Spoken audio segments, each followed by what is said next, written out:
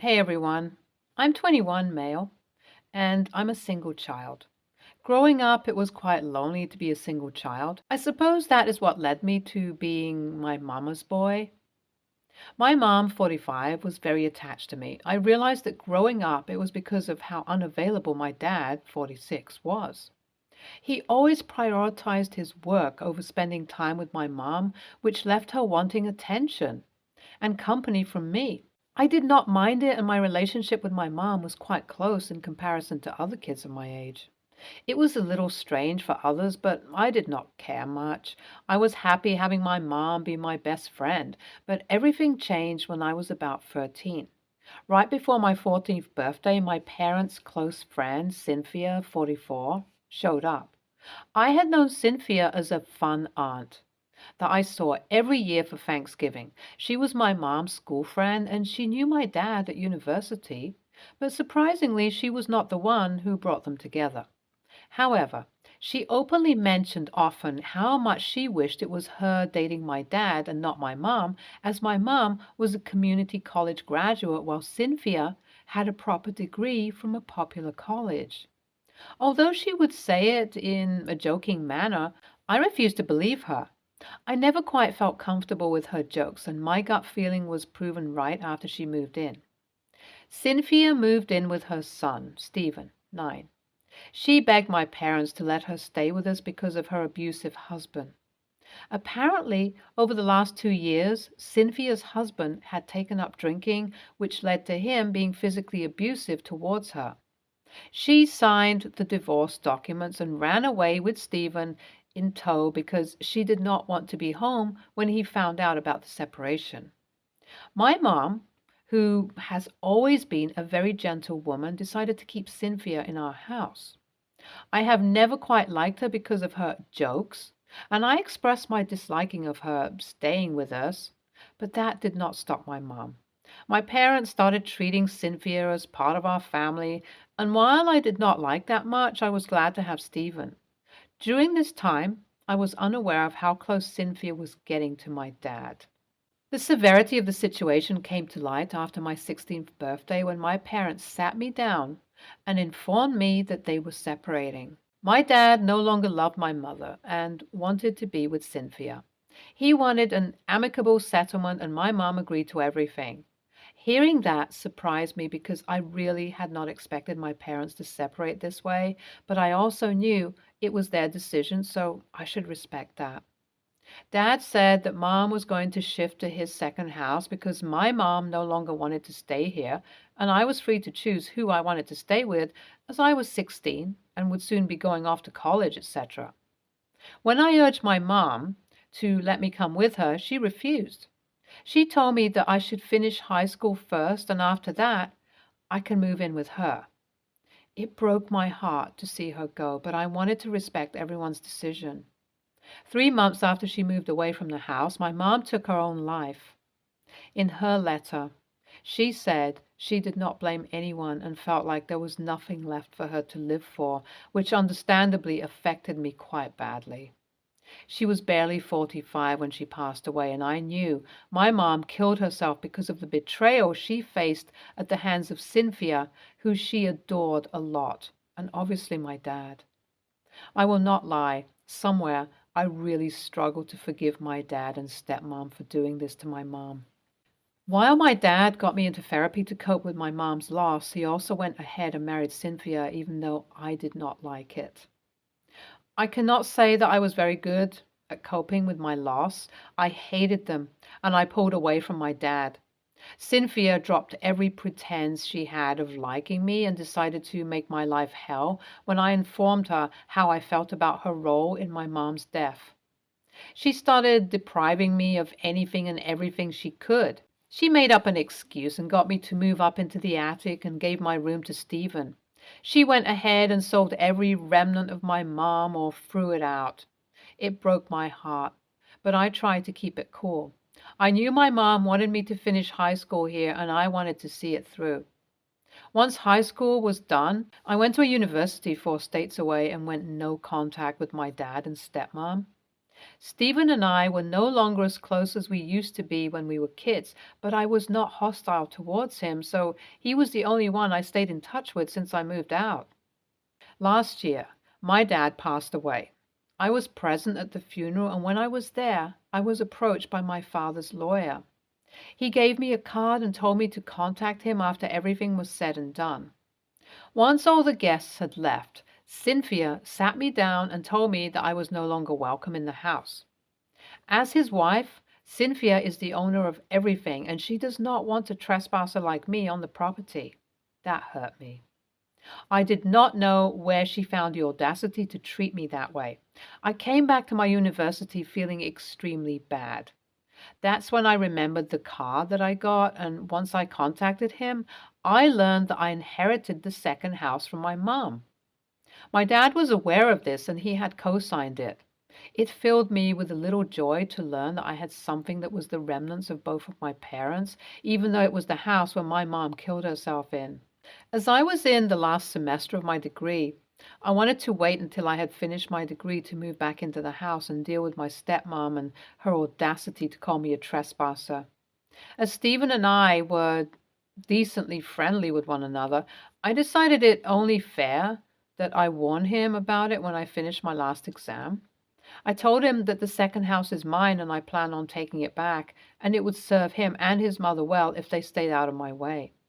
He told me that I am too late for that, as his mother has already moved into the second house, and she is planning on selling the house as she has no reason to keep it. Hearing that pissed me off to no end. I have contacted my lawyer, and I'm planning on taking her to court. I do not plan on letting her get away with this, and I just wanted to talk about this with someone, as I have no one left to talk to. Thank you for reading. Update 1. Hey everyone, thank you for all of your sweet words. I feel like this is a valid thing to fight for. This is my family, and this is my family heirloom, and Cynthia is just taking everything because she can. I hate how she simply dared to cut me off like that, and I hate that she did that. I plan on getting my revenge, but I have never felt so much hatred for someone. I feel pure hatred towards her, and I want to destroy her in the court. But I wonder if this makes me an a-hole. I hope it does not make me an a-hole, because I really do not want to be one. Also, just to make it clear, when I was 16, my mom was 45, dad was 46, and Cynthia was 44. She moved in with us when she was 41. Mom was 42 and dad was 43. Update 2. Hey everyone. Sorry it took me a while to get back to you. Thank you for reaffirming that I am not an a-hole. Sometimes I do feel like an a-hole, as she did send me a lot of messages expressing how terrible of a person I am for taking her to court. But I am trying to not let her opinions and words affect me. On the other hand, my lawyer found something incredibly important for the case. Turns out, Cynthia is not divorced. She never filed the papers, so technically she's still married to her husband, who is Stephen's bio father. Not only that, but my lawyer also found out that Cynthia had been messing with my father's finances, which he thinks is a good sign for us to win the case. So here's to hoping that we do. Update 3. Hey everyone, things have changed for the better, and a lot of things have happened, and I will try to explain everything in this update. So, as there was a second marriage while the first marriage was not annulled, Cynthia and my dad's marriage was considered illegal. Then, on top of that, her stealing of funds was an addition to her list of wrongdoings. Since she sold a lot of things from the second house that was under my name without asking me for permission, she had to pay me back for that. She was also kicked out of the house that I grew up in, as she is not the owner of the house. Stephen was not very happy about this. He told me how he felt about this. He hated that I am behaving this way because I am not like this. In his opinion, I am being a bad person by kicking his old mom out, and my parents would not have wanted this from me. I told him that I do not care because his mom ruined my entire family. His mom was the reason why my mom took her life and my parents separated. Stephen said that my mom was depressed and pathetic in the first place. If I could, I would have punched him right then and there, but I did not want to get a physical assault charge against myself because we were at the courthouse. Cynthia is not happy with me, but I could not care less. She's also going to jail for 1 year because of the charges, so I can't say I'm too upset about it. I'm living in the house that I grew up in right now, and honestly, the house seems so similar but foreign to me. While I did get the houses back, I do not know if I'm going to keep these houses, but let's see what we're going to do. Stephen and Cynthia are out of my life, and I am glad that they are. Oh, Pete, you should take Cynthia to court. She has no right to treat you the way she did. You are NTA for taking her there. You know what they say, the lion, the witch, and the audacity of this bitch. Take her to court, and I will pray that you crush her in court because Cynthia sounds like an evil lady. She does not deserve any mercy. NTA. Next story. I, 26, female, have been married for 4 years. I've always wanted a big family with a lot of children. Me and my husband are trying. My sister, female 23, is vehemently child-free. She's made it clear to both our parents that she never wants children and is considering getting sterilized. Whenever we discuss having children, it always turns into some sort of debate. I mention how having children can be a good and great thing, and to retaliate, she always brings up the negatives about having children, constantly saying it's horrible and tiring and why it just won't be good for her. She also keeps mentioning how her parents regret it almost as if she's expecting me to do the same. It turns into a fight, and we stop speaking to each other for a few days. However, now I'm starting to have doubts because of her.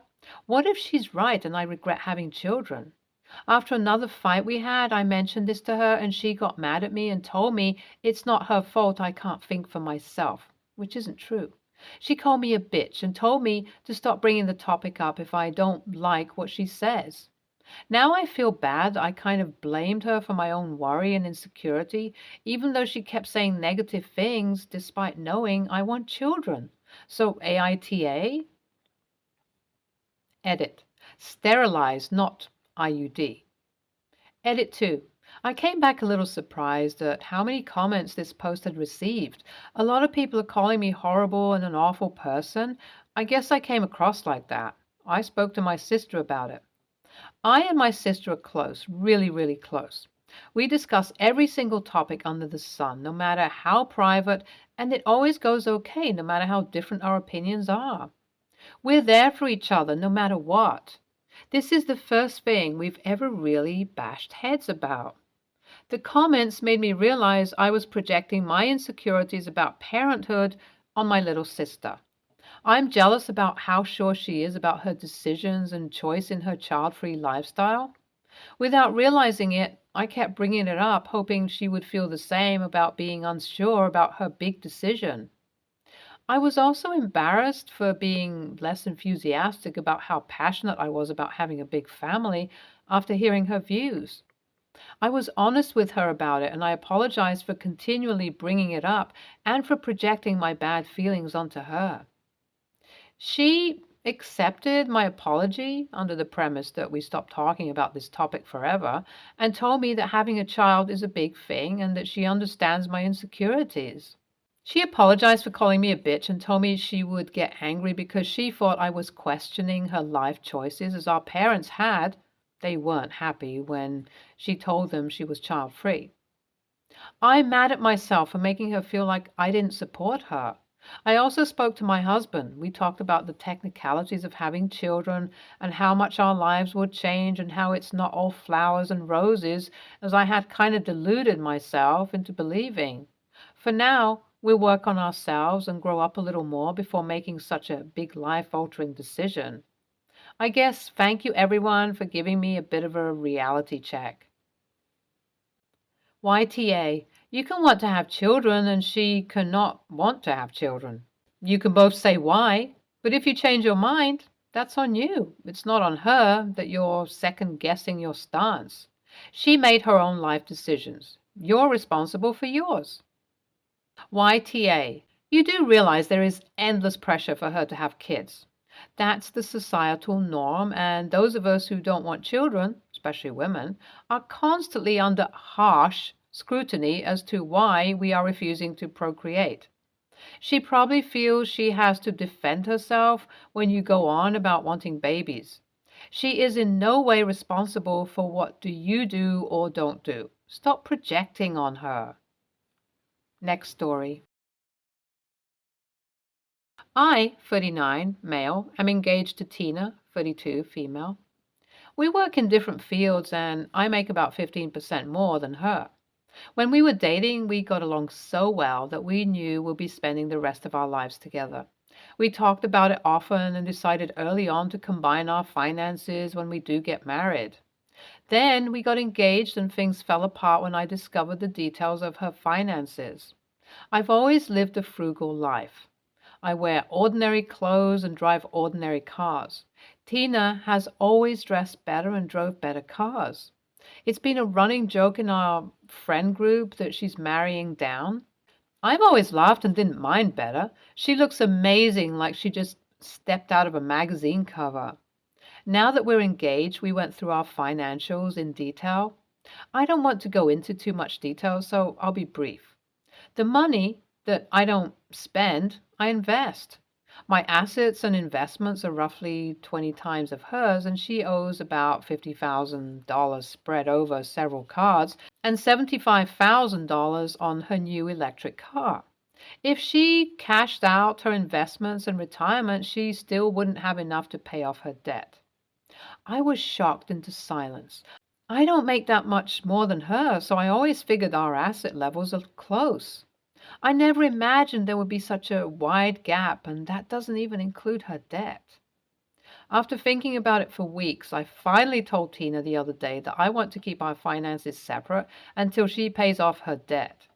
I don't want to say I do and immediately take on $125,000 in debt, if I'm being honest. I'm also thinking about talking to an attorney about the pros and cons of a prenup.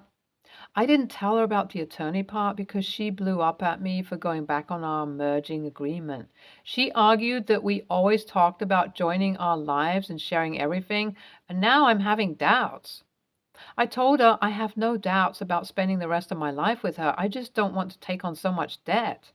AITA for changing my mind?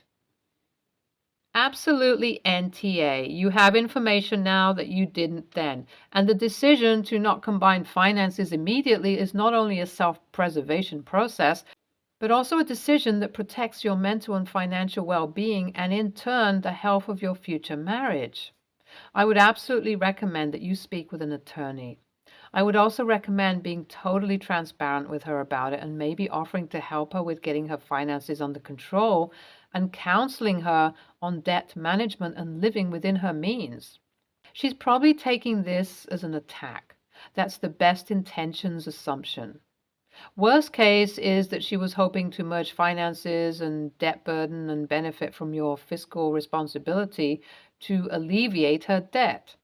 I wouldn't suggest assuming that necessarily, but I think your instincts are correct that you should proceed cautiously until she's proven she can act responsibly with the money she expects to share and spend with you.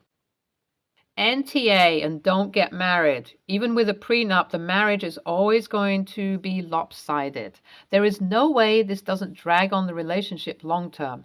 And if it lasts that long, come to an apocalyptic meltdown as they reach retirement age and only one of them can actually afford to do so.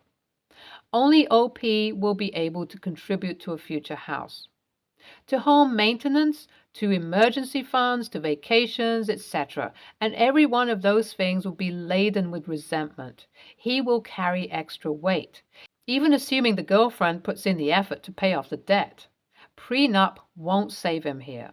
This is DOA, type of financial incompatibility. NTA, she must have known the position she was in and chose not to share that info. Even in a general, I have a decent chunk of debt I'm paying off sense, when first discussing future financials. I get being embarrassed and avoiding, but it's unreasonable to hold someone to a plan they made while you withheld key information. If nothing else, Surely it's sensible to have one of you with good credit and or investments insulated from that debt in case you guys need it, rather than fully merging so utilization is maxed out and investments are at risk. She needs to get a plan under her for clearing this. And expecting you to help when she hasn't even made a real effort herself is very selfish and short sighted. Stay tuned for more stories from Argo Relationships.